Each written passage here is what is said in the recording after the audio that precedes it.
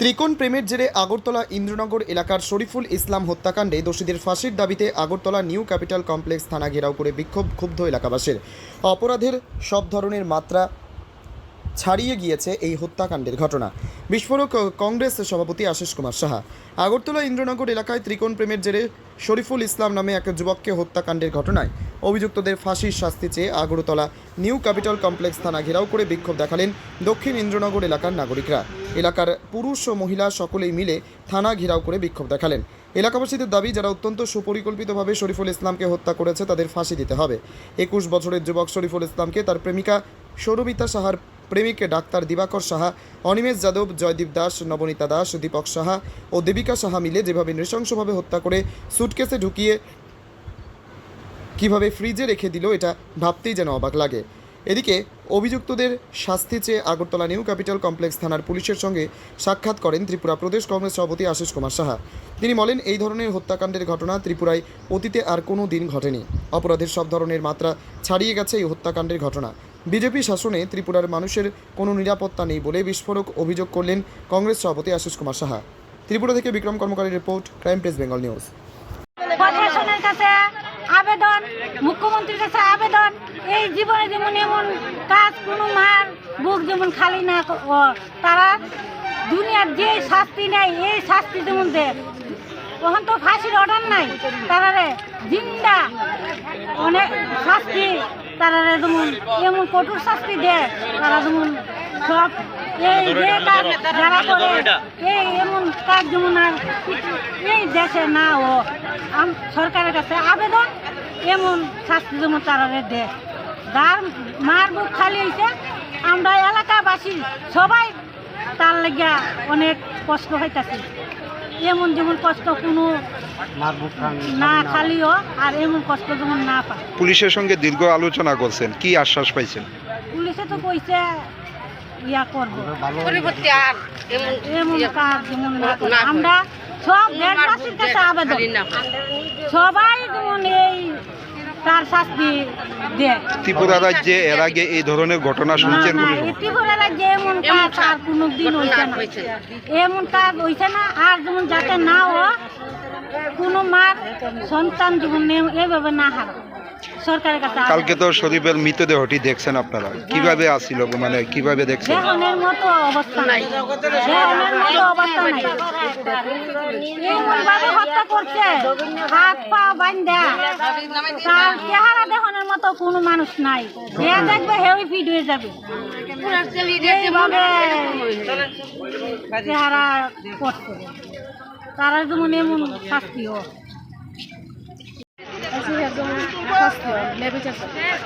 দীর্ঘ সময় পুলিশের লোকে আলোচনাও করছে, কি আশ্বাস পাইছেন? এই ধরনের ঘটনা কি ত্রিপুরা রাজ্যে প্রথম দেখ? কি বলবেন এই বিষয়ে?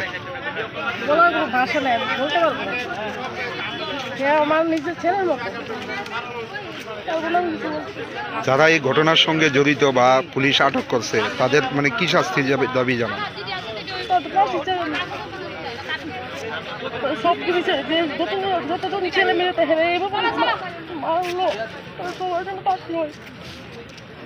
পুলিশের কাছ থেকে এরকম একটা আশ্বাস পাইছেন, তাতে কি সন্তুষ্ট আপনারা?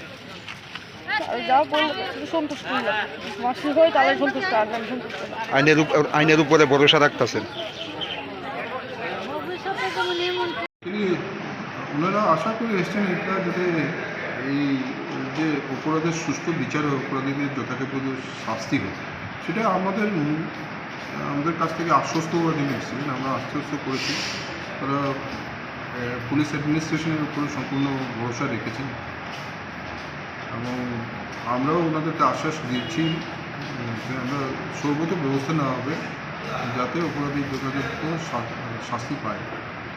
আইনগত যে যত ধরনের ব্যবস্থা নেওয়ার আমরা নেব। আমি এই শরীফুল হোসেনের বাড়িতে গেলাম। আমার সাথে এই এলাকার বিধায়ক সুদীপ রায় বর্মন মহাশয় ছিলেন এবং সেখানে গিয়ে যেটা জানতে পারলাম, খুব নৃশংসভাবে তাকে খুন করা হয়েছে এবং যারাই খুন করেছে একটা পরিকল্পিত খুনের ঘটনা এটা উঠে এসেছে। ত্রিপুরা রাজ্যে আইন শৃঙ্খলার এখন যে পর্যায়ে এসে ঠেকেছে, কেউ কিছু করতে চিন্তাভাবনা করে না। যে কোনো ধরনের এই ধরনের মানে অসামাজিক ঘটনা, খুনের ঘটনা, মহিলা নির্যাতনের ঘটনা, মহিলা ধর্ষণ খুনের ঘটনা অবিরত হয়ে চলেছে। পুলিশ প্রশাসনের ভূমিকা আরও কঠোর হওয়া এটা প্রয়োজন। তার মা বাবা প্রত্যেকে একটাই আবেদন করেছেন যে এই ঘটনায় যারা জড়িত তাদের জন্য মানে ক্যাপিটাল পানিশমেন্ট দেওয়া, তাদের অবিলম্বে কঠোর শাস্তির জন্য যেন আইন সেইভাবে ব্যবস্থা গ্রহণ করে। একটা অল্প বয়সে এইভাবে সন্তানহারা পিতা মাতা, তাদের আকুল আবেদন যে আপনারা এই বিষয়ে উপযুক্ত প্রশাসনিক ব্যবস্থা গ্রহণ করার জন্য আপনাদের কাছে আমরা আবেদন রাখছি। এবং আজকে আমি এখন এই এনসিসি থানায় এসে দেখলাম, আমি ওসি সাহেবের সঙ্গে কথা বললাম, ওনারা সহমত পোষণ করেছেন যে এই ধরনের ঘটনা এর আগে কখনো ঘটেনি। মানে যেভাবে তাকে মৃত্যুবরণ করতে হয়েছে বা তাকে যেভাবে মারা হয়েছে, এটা এই রাজ্যে একটা নতুন দৃষ্টান্ত স্থাপন করেছে। আসামিদের কঠোর শাস্তি আমরা দাবি করছি। সাথে সাথে এই পরিবারের একমাত্র উপার্জনশীল ব্যক্তি সে, তো তার পরিবারটা প্রতিপালন করার জন্য সরকারের তরফ থেকে যেন সম্পূর্ণ ব্যবস্থা গ্রহণ করা হয়, এর জন্যও রাজ্যের মুখ্যমন্ত্রী, স্বরাষ্ট্রমন্ত্রী ওনার নিকট যেমন দাবি জানাচ্ছি। স্বরাষ্ট্রমন্ত্রীর পদক্ষেপ, কারণ এই ললেসনেসের জন্য আজকে এই সরকারকে আমরা বারংবার কাঠগড়ায় দাঁড় করাচ্ছি, কিন্তু সরকারের কোনো হেলদুল নেই। এটা যেন ওই কোনো অবস্থাতেই আসামিরা যেন পার না পেতে পারে, তার জন্য ব্যবস্থা। ধন্যবাদ। তোমার আমার সকলেরই একটাই পছন্দ, মাদার্স চয়েস। ঘরে সুগন্ধি ভাত, প্রতিদিনের রান্নায় নিখুঁত স্বাদ, চাই উন্নত মানের চাল। তাহলে আর দেরি কেন?